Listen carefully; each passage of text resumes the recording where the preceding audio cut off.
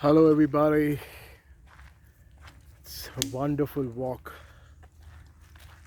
and every time I keep my steps ahead, I feel more refreshed, more wonderful, and more energized. It's indeed a great experience to be able to witness my thoughts and see how supportive they are to facilitate my well-being. Wouldn't it be really good even for you if your thoughts were supportive and conducive and would facilitate your well-being? Primary reason that many people's thoughts are against them is because they function in lower frequencies. They exist among people whose frequency levels are very, very low, and they are filled with people who are absolutely jealousy supportive. They support jealousy feeling, they indulge in jealousiness, they indulge in market orientation, they indulge in these kinds of promotional activities where they don't value if their child is smiling and is joyful, but only value if their child has got good marks. They don't value if the child is feeling good within, but they'll only value if the child has cracked some competitive examination. They don't value if the child is bursting with ecstasy. They'll only value if the child has progressed and got a good job in a very good package, a good package. Well, the moment one starts approaching life in this way, obviously the kind of thoughts that one would generate is always going to be very limiting. One will generate such kind of thoughts which do not support well-being in any which way, and their thoughts are not going to facilitate harmonious internal experiences. A thought which is not going to facilitate a harmonious internal experience is a self-enemy in big way. Once people have established self-enemies, there is no escape. There is absolutely no escape. Only love can transform their lives. But let me ask you, how many people have access to love in your life? It's very, very difficult. So do not limit your life by thinking constantly about pleasing others. Do not limit your life constantly by encouraging what the market is throwing at you. It's very important to seriously introspect what true well-being is, and you will know that it is absolutely independent of any kind of external validation. Everyone has the capacity to create the right kind of wealth. The necessary investments happen in their life, the necessary progress happens in their life, and nature provides for everybody. But what happens?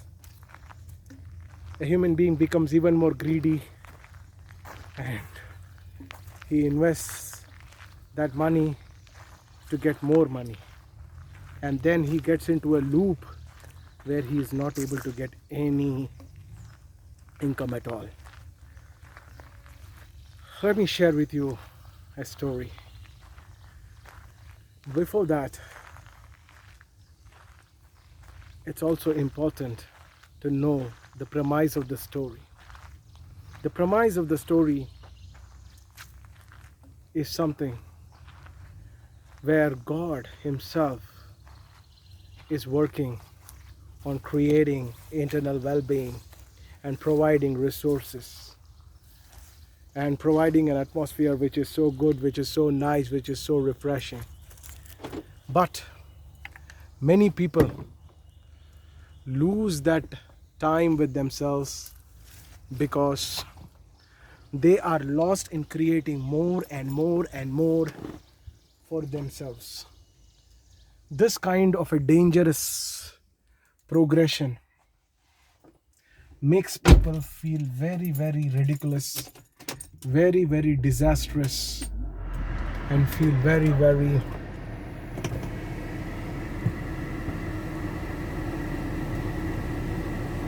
life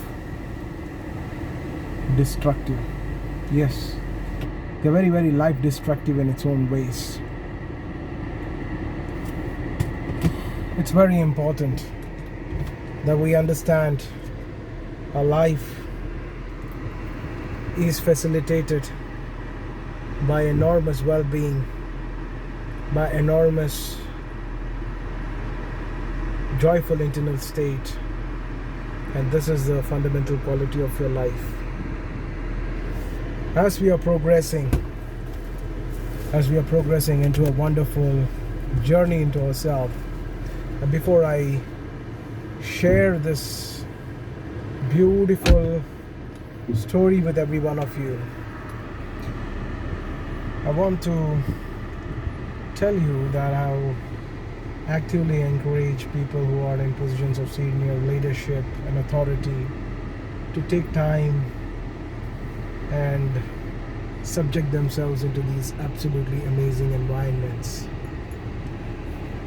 It's really good. It makes you feel very, very good. You took a walk. How did you feel? Yeah, great in this forest. It's very, very nice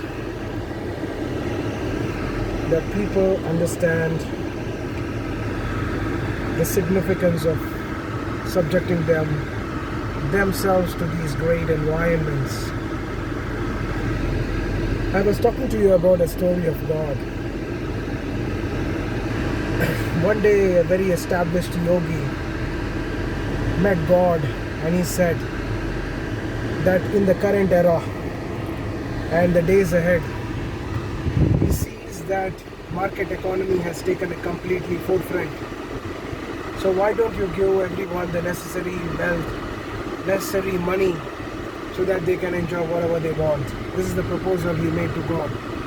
So God said, listen, I have already done this. So Yogi asked, how have you done this? So God gives an example, and he says that there was a man living in a place, in a village in India. He was earning a salary of 10,000 rupees, and he had around 3 acres of land with him.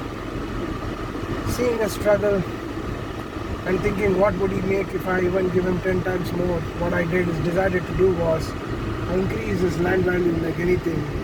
I made around 7 crores from that land. And that fool, instead of enjoying his life with that money, he took that money and he invested it in some other place.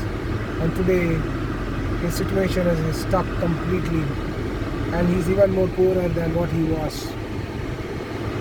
This is the case wherever, and God has given a lot of examples, and I'm not sharing all those examples here because the video will become very lengthy, but probably we can imagine that it is the same everywhere, no matter whichever part of the world, be it America, be it London, be it Berlin, be it France, be it Kuwait, be it Australia, be it New Zealand, be it India, be it Singapore, be it Malaysia, everywhere, be it the Middle East countries, everywhere across 7 continents.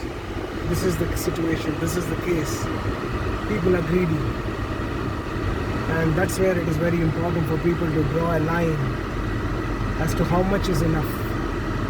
What needs to be put into focus is how much money is actually enough, and where can you actually stop? Where can you stop this whole foolish play of working just for money and start working and doing things that give you some meaning in your life? Have a great day. Stay blessed, stay energized, and gift yourself wonderful moments. This is Karthik Poovanam, and I will see you another amazing, wonderful, experiential talk. Great day.